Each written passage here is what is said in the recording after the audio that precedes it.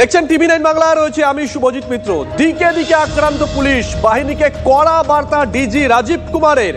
আমরা প্রশিক্ষিত, অপরাধীরা পুলিশের ওপরে গুলি চালালে আমরা 4 গুণ গুলি চালাবো। কিভাবে কড়া হাতে মোকাবিলা করতে হয় জানি, বাহিনীকে বার্তা ডিজি রাজীব কুমারের। বড় খবর, ঘুরিয়ে কি এনকাউন্টারের সওয়াল? রাজ্য পুলিশের ডিজির এই প্রশ্ন তুলছেন কেউ কেউ। বড় খবর এই মুহূর্তে, ঠিক কি বলেছেন ডিজি শোনাই একবার।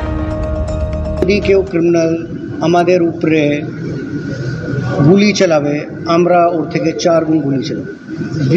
We are trained to fight this kind. We are basically trained for this. In case if somebody tries to fire at us, any of our this thing, we are trained to deal with it very strongly. এটাই আমি বলতে চাইছি, and we'll deal with it very strongly. You will see this.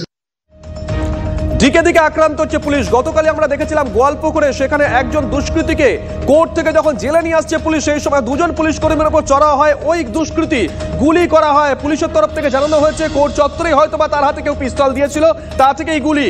2 John police কর্মী এই মুহূর্তে চিকিৎসাধীন। ঠিক সেই আবহে কড়া বার্তা দিলেন ডিজি রাজীব কুমার। তিনি বললেন, আমরা প্রশিক্ষিত, অপরাধীরা আমাদের ওপরে গুলি চালালে আমরা 4 গুণ গুলি চালাবো। ঠিক কি বলেছেন তিনি শোনাই আরেকবার। যদি কেউ ক্রিমিনাল আমাদের উপরে গুলি চালাবে, আমরা ওর থেকে 4 গুণ গুলি চালাবো। We are trained to fight this kind. We are basically trained for this. In case if somebody tries to fire at us, any of our this thing, we are trained to deal with it very strongly. এটাই আমি বলতে চাইছি, and we'll deal with it very strongly. You will see this. Prosenjit আমাদের সঙ্গে রয়েছেন, আমাদের সহকর্মী। প্রসেনজিৎ, অনেকেই বলছে যে পুলিশের মনোবল তলানিতে গিয়ে ঠেকেছে, মনোবল বাড়ানোর জন্য এই ভোকাল টনিকটা দিয়েছেন ডিজি। আবার অনেকেই বলছেন ডিজি কি তাহলে কোথাও গিয়ে ঘুরিয়ে এনকাউন্টার সওয়ালটাই করলেন? একদম দেখো, রাজ্যের নিরাপত্তা প্রশ্নের মুখে। মালদায় গুলি চললো, তৃণমূলের নেতার মৃত্যু হলো, তারপর আবার গুলি চললো, তৃণমূলের একাধিক নেতা আক্রান্ত হলেন। আর এবার পুলিশ নিজেরাই আক্রান্ত, যারা রক্ষক তারা নিজেরা গুলিবিদ্ধ হলেন।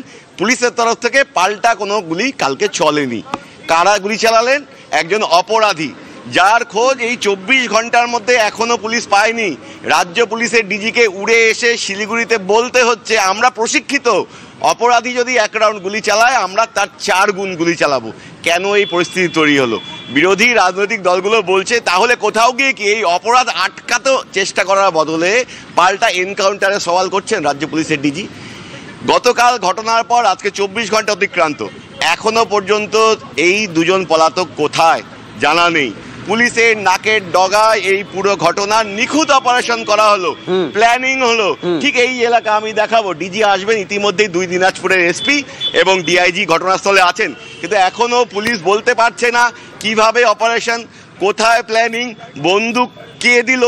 এবং বন্দুক যদি এডিজি আইজি উত্তরবঙ্গ বলেছেন বন্দুক শিলিগুড়ির ইসলামপুরের কোর্ট লকআপে দেওয়া হয়েছে, তাহলে ওখানে যারা দায়িত্বে ছিলেন পুলিশ কর্মীরা তারা কি করছিলেন?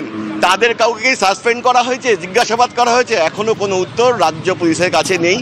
এই জায়গায় দাঁড়িয়ে ডিজি আসছেন, এই সেই এলাকা আমি দেখাচ্ছি ছবিটা। শীর্ষ পুলিশ কর্তারা জেলার এবং উত্তরবঙ্গের তারা ইতিমধ্যে আছেন।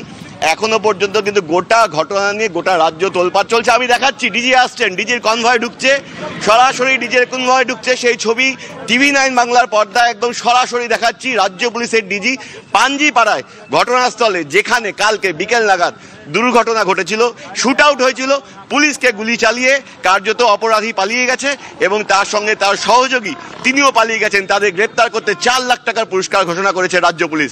সেই ছবি সরাসরি দেখাচ্ছি রাজ্য পুলিশের ডিজি ঘটনাস্থলে, টিভি9 বাংলার পর্দায় একদম সরাসরি। শুভজিৎ, আমরা এই মুহূর্তে সেই ছবি দেখছি। প্রসেনজিৎ, রাজ্য পুলিশের ডিজি রাজীব কুমার তিনি পৌঁছে গেছেন গোয়ালপুকুরে পাঞ্জিপাড়ায় ঘটনাস্থলে।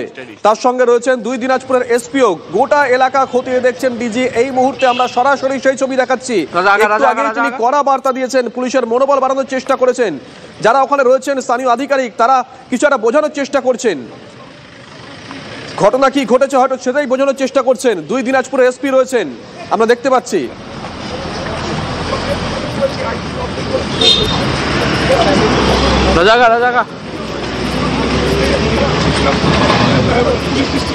একদম দেখো শুভজিৎ, 2 দিনাজপুরের এসপি আছেন, ডিআইজি নর্থ দিনাজপুর তিনি আছেন। ডিজি এসে পৌঁছেছেন, তিনি ঘটনাস্থল ঘুরে দেখছেন কালকে গতকাল কোথায় কোন এলাকায় প্রিজন ভ্যানটি দাঁড়িয়েছিল, ঠিক কোন এলাকায় গুলি চলে, এই এলাকায় দুটো সিসিটিভি আছে, আগেই আমরা দর্শকদের দেখিয়েছি। এই সমস্ত বিষয়টা কিন্তু খুঁটিয়ে ডিজিকে বলছেন শীর্ষ পুলিশ কর্তারা। ডিজি ঘটনাস্থল পরিদর্শন করছেন। এর আগে শিলিগুড়িতে তিনি যে দুজন পুলিশ কর্মী গুলিবিদ্ধ হয়েছিলেন তাদের সঙ্গে কথা বলেছেন, পুলিশের মনোবল বাড়াতে বার্তা দিয়েছেন ডিজি। তারপরে তিনি একদম ঘটনাস্থলে এসে একদম গ্রাউন্ড জিরো যেখানে গুলি চলেছিল, পুলিশকে শুট আউট করা হয়েছিল, ঠিক সেই এলাকাটা ঘুরে দেখছেন।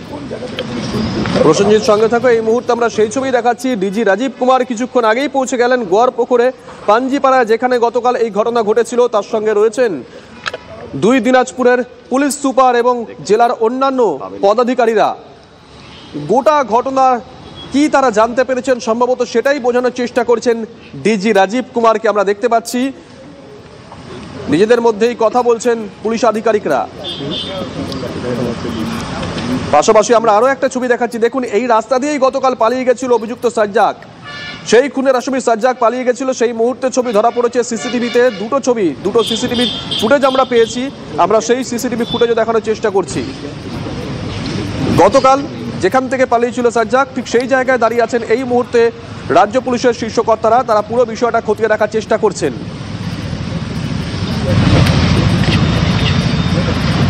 নেট নাই, তারা একবার এসে পড়ে, তখনই বললাম তোমাকে।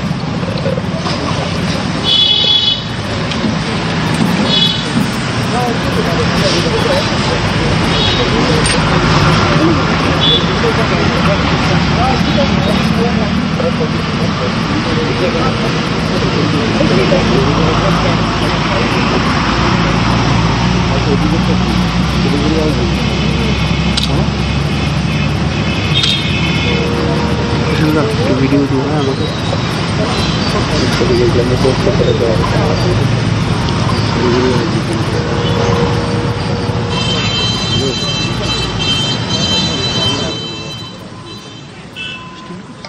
আমরা একই সঙ্গে দুটো ছবি দেখাচ্ছি। দেখুন, গতকাল যে জায়গায় ঘটনা ঘটেছিল সেই মুহূর্তের ছবি আমরা দেখাচ্ছি। বাইকে করে পালিয়ে যায় সাজ্জাক। দুটো সিসিটিভি ফুটেজ আমাদের কাছে এসে পৌঁছেছে।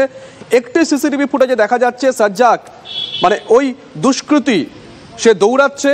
আরও একটি সিসিটিভি ফুটেজে দেখা গেছে তার জন্য কেউ বাইক নিয়ে অপেক্ষা করছিল, সেই বাইকে উঠে এলাকা ছাড়ে সাজ্জাক। অন্যদিকে আরও একটা ফুটেজ আমরা দেখাচ্ছি। সেই ঘটনাস্থলে পৌঁছেছেন একটু আগেই রাজ্য পুলিশের ডিজি রাজীব কুমার। তার সঙ্গে রয়েছেন জেলার উচ্চপদস্থ পুলিশ আধিকারিকরা, রয়েছেন দুই দিনাজপুরের এসপি। তারা বিষয়টি বর্ণনা করার চেষ্টা করছেন ডিজি রাজীব কুমারের কাছে। তিনিও নিজে ঘটনাস্থল পরিদর্শন করছেন, পুরো বিষয়টা খতিয়ে দেখার চেষ্টা করছেন। যাওয়ার আগে তিনি বার্তা দিয়ে গেছেন, পুলিশের মনোবল বাড়ানোর চেষ্টা করেছেন। তিনি বলেছেন, আমাদেরকে একটি গুলি করলে আমরা 40টা গুলি করব।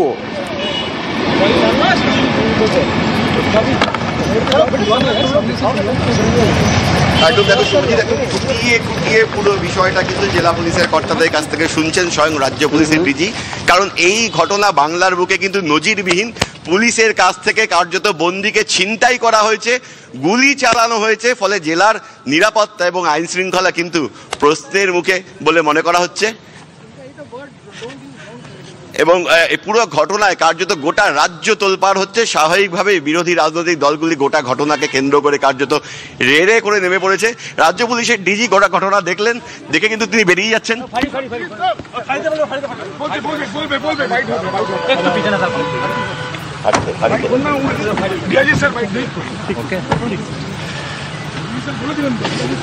রাজ্য পুলিশের ডিজি কিন্তু কিছু বলবেন না, সম্ভবত তিনি বেরিয়ে যাচ্ছেন, সেই ছবি দেখাচ্ছি। তবে ডিআইজি উত্তর দিনাজপুর তিনি এখানে আছেন।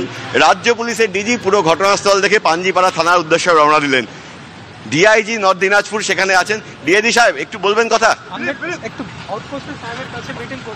সাহেব বললেন, আপনি কথা বলবেন। You come to the outpost, I will brief you. Okay, sir. একদম দেখো, ডিআইজি উত্তরবঙ্গ তিনিও কোনো কথা বলতে চাইলেন না। এর আগে অবশ্য পুলিশের মনোবল বাড়ানোর চেষ্টা করেছেন ডিজি রাজীব কুমার। তিনি বলেছেন, আমাদেরকে গুলি করলে আমরা 4 গুণ বেশি গুলি করব, কারণ আমরা প্রশিক্ষিত, কিভাবে আইন শৃঙ্খলা দমন করতে হয় করা হাতে সেটা আমরা ভালো করেই জানি। ঠিক কি বলেছেন রাজীব কুমার, শোনাই আরেকবার। वो पीछे पीछे देख भी रहा है ना। हाँ, যদি কেউ ক্রিমিনাল আমাদের উপরে গুলি চালাবে, আমরা ওর থেকে 4 গুণ গুলি চালাবো। We are train to fight this kind. We are basically trained for this. In case if somebody tries to fire at us, any of our this thing, we are trained to deal with it very strongly. এটাই আমি বলতে চাইছি, and we'll deal this with very strongly. You will see this. ঠিক কি ঘটেছিল যে তথ্য আমরা পেয়েছি, প্রিজন ভ্যান থেকে নেমেই ফিল্মি কায়দায় দুই পুলিশ কর্মীকে গুলি করা হয়। জাতীয় সড়কের ওপরেই প্রিজন ভ্যানে পুলিশকে লক্ষ্য করে গুলি করা হয়। তারপরে চাদর জড়িয়ে জাতীয় সড়ক ধরে চম্পট দেয় দুষ্কৃতী। গোটা রাত পেরিয়ে গেলেও এখনো অধরা খুনের আসামি সাজ্জাক। কোথায় পালালো সাজ্জাক? বিহার, নেপাল নাকি বাংলাদেশে? নাকা তল্লাশি চললেও এখনো খোঁজ পায়নি পুলিশ। জেলে বসেই কি তাহলে পুরোটা প্ল্যান করে হয়েছিল? কিছুই কি জানতে পারল না পুলিশ? উঠছে এমনই একাধিক প্রশ্ন। সাজ্জাককে ধরতে ইতিমধ্যেই 2 লক্ষ টাকা পুরস্কারের ঘোষণা করা হয়েছে পুলিশের তরফ থেকে। যে রাস্তা সিসিটিভি ফুটেজ আমরা দেখেছি তা থেকে 2 থেকে 2.5 কিলোমিটারের মধ্যে পুলিশ ফাঁড়ি, কিন্তু পুলিশ ফাঁড়ির সিসিটিভিতে সাজ্জাকের গতিবিধি লক্ষ্য করা যায়নি। তাই মনে করা হচ্ছে হয়তো ওই 2 থেকে 2.5 কিলোমিটারের মধ্যে আশেপাশের কোনো গলি দিয়ে সাজ্জাক পালিয়ে যেতে পারে। সেক্ষেত্রে কোথায় গেছে? বিহার, নেপাল নাকি বাংলাদেশ? ইতিমধ্যেই কিন্তু এই প্রশ্ন উঠতে শুরু করে দিয়েছে। যদি কোর্ট চত্বরেই তাকে কেউ বন্দুক দিয়ে থাকে তাহলে পুরো পরিকল্পনা কি থানায় জেলে বসেই করেছিল এই সাজ্জাক? পুলিশি হেফাজতে থাকাকালীন কি করে তার কাছে পৌঁছে গেল এই আগ্নেয়াস্ত্র? এই প্রশ্ন তুলছেন অনেকেই। ইতিমধ্যেই সাজ্জাককে ধরে দিতে পারলে 2 লক্ষ টাকা পুরস্কার ঘোষণা করা হয়েছে জেলা পুলিশের তরফ থেকে।